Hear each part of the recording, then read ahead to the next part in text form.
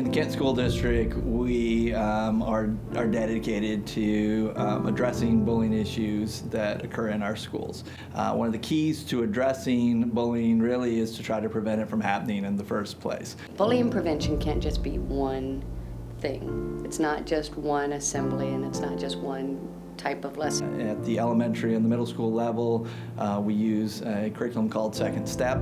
So Second Step encompasses several different strategies of what kids need just to be able to stay in class, stay focused, and keep learning. And all this is meant to try to help kids have the social emotional skills they need in order to interact every day.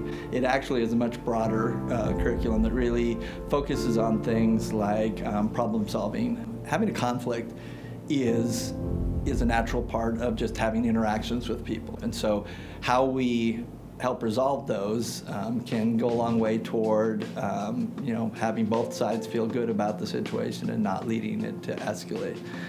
Setting classroom expectations with students starts on day one.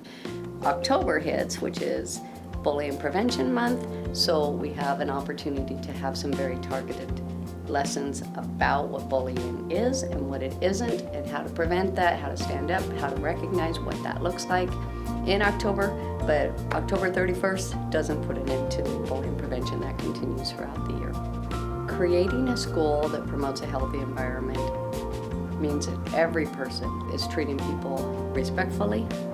You can see it, you can feel it. When I go into a school that has a healthy environment, I see it with the smiles, I see it with the eye contact, I see it with the adults knowing a student's name. It's amazing, the power of just knowing a student's name.